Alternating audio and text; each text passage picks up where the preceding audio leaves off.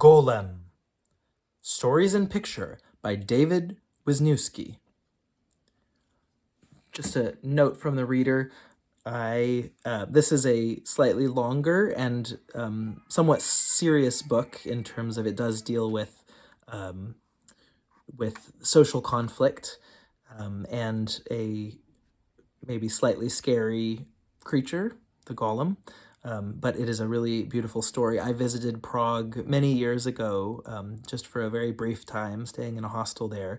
But my favorite thing about Prague was the story of the Golem, and I got to see the temple where he was. Well, you'll see. This book also has been very well loved, we could say, although it could have been a bit better taken care of. For Donna.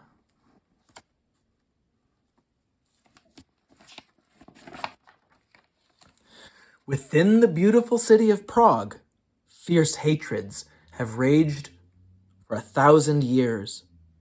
People have differing beliefs in God and nation, have clashed violently here. Czech against German, Protestant against Catholic, Christian against Jew. In the year 1580, the Jews of Prague were bearing the ignorant fury of others. Enemies had accused them of mixing the blood of Christian children with the flour and water of matzah, the unleavened Passover bread. This blood lie incited angry mobs to great cruelty against the Jews. Penned in their walled ghetto, forbidden the use of weapons or the protection of law, the Jews could do nothing to stop the vicious falsehood. Judah Loa ben Bezalel, chief rabbi of Prague, knew that violence lay ahead. Deeply troubled, he entered his study to fast and pray for the deliverance of his people. He fell into restless slumber and dreamed of fire and ruin. When all seemed lost, a hand of light appeared and wrote one glowing word among the smoke and ashes. Golem. Rabbi Lowe woke with a start. Golem was a giant made of living clay, animated by Kabbalah, mystical teachings of untold power. Only the most righteous man, or tzaddik, could create and control such a creature. Was this the heavenly answer he sought? Rising from his desk, the rabbi peered into the night. Shouted curses and drunken threats hurtled over the ghetto wall like stones. He decided it must be so. In the morning, Rabbi Lowe sent for his son-in-law, Itzhak Cohen, and his best student, Yasob Sassoon. He explained the dream and asked their help. As the divine name, the Hashem, created us through words, so we must create Golem, he said. Now pray and purify yourselves, for this night we must use the holy name of God. When darkness fell, the three men left the ghetto through a secret opening in the wall. They hurried along the forbidden avenues of Prague to the cold clay banks of the river Vlatka, Itzhak, and Yakov began to dig. By midnight, an enormous mound of clay lay before the rabbi. Praying softly, he plunged his hands into the vast lump, shaping it. Hours later, he arose and stood back. A crude clay giant lay lifeless on the riverbank.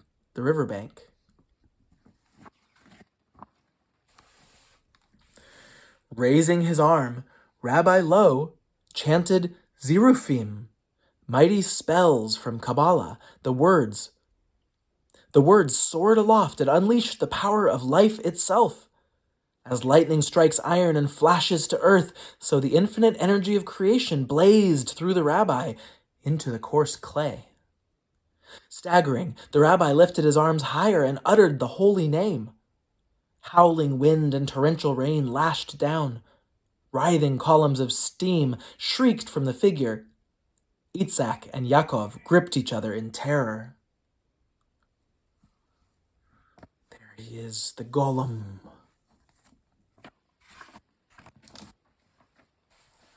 When the tumult ceased, the three men advanced over the hissing ground. There, wreathed in vapor, lay a giant man, complete and perfect. The rabbi knelt and engraved the word emet, truth, upon the creature's forehead. Instantly, the giant's chest expanded like bellows. A deep breath shuddered from his lips. "Golem!" commanded the rabbi. "Awake!" Golem's eyes opened, murky and unblinking. "Father," his great voice rumbled, "was this wise to do?" "We shall know soon enough," answered Rabbi Lowe. "Now stand, wrap this cloak about yourself and follow us." In the darkness before dawn, 4 returned to the ghetto. Rabbi Lowe led Golem to the attic above his study. "You have been created for one reason," said the rabbi, "to protect the Jews. Do you understand?" "Yes," said Golem. "You will guard the ghetto at night and catch those planting false evidence of the blood lie. They are godless men, carrying bottles of blood or the body of a missing child. You must bring them unharmed to the authorities. Do you understand?" "Yes," said Golem. "One day, you will be a servant in the synagogue, a shamash. Your name will be Joseph. Do you understand?" "Yes," said Golem. He stared at the rabbi. "How long shall I live?" This startled Rabbi Lowe. "Until the Jews are no longer in danger," he replied. "Then you will return to the earth from whence you came." "Do you understand?" Golem said nothing. "Do you understand, Joseph?" repeated Rabbi Lowe. "Yes," said Golem. Golem's arrival shocked Rabbi Lowe's people, but the rabbi calmed them. "Joseph is a devoted servant of Israel," he declared. "His great strength will be a blessing to us all." And so it was. Hardly a night passed that Golem did not frustrate efforts to spread the blood lie. One morning, Rabbi Lowe saw Golem standing motionless in the lane. "Joseph," called the rabbi, "is all well?" "The sun is rising," said Golem. "The sky changes from black to blue. It is very beautiful." Rabbi Lowe sighed. How simple the Golem was. The smallest thing, the scent of a rose, the flight of a pigeon, filled him with wonder. "Joseph," he replied, "finish your work. Then you can watch the sunrise." With the jail full of Golem's arrests, the thoughtful people of Prague began to see the blood lie for the slander it was. This enraged the enemies of the Jews.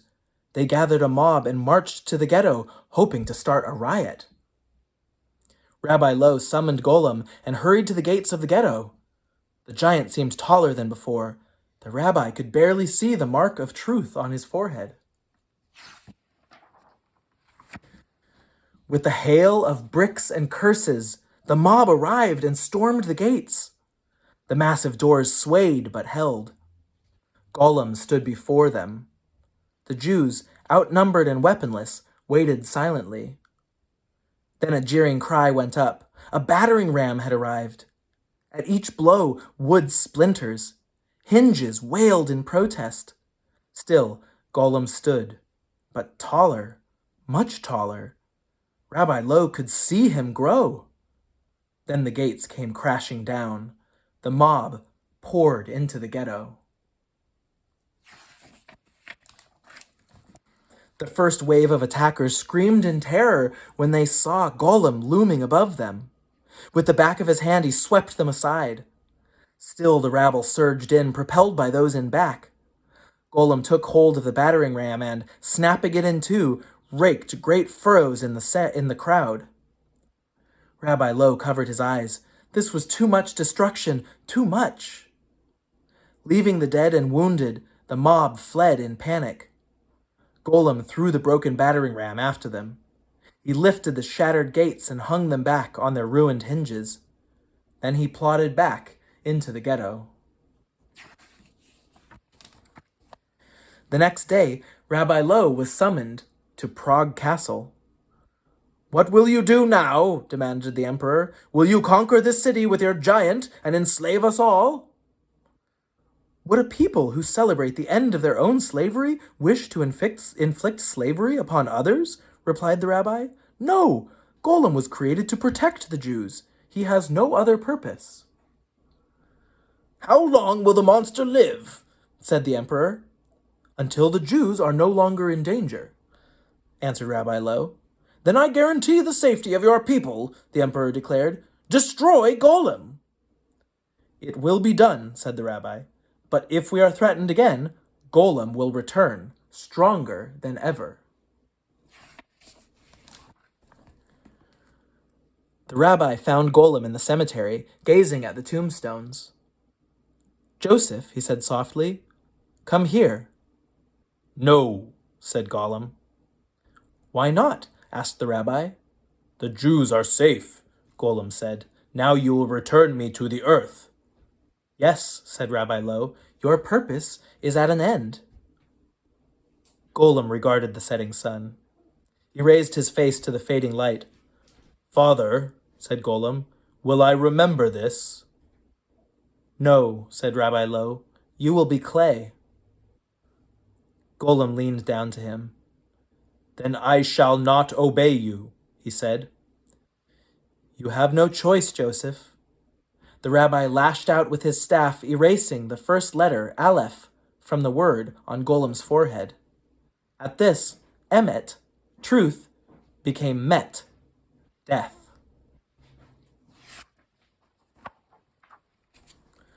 Golem staggered and fell to his knees.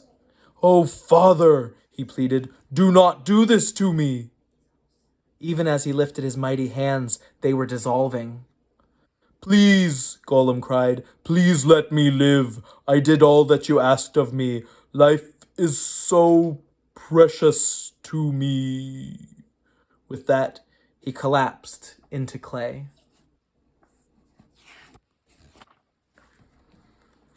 All that night, Itzhak Cohen and Yaakov Sassoon wheeled barrows of clay to the synagogue. They carried the clay to the attic. Rabbi Lowe covered it with old siddurs, tattered prayer books of the congregation. Though Golem had not truly been a man, they recited Kaddish, the prayer for the dead. Then they left, locking the door behind them forever. Since then, Golem has slept the dreamless sleep of clay, but many say he could awaken. Perhaps, when the desperate need for justice is united with holy purpose, Golem will come to life once more.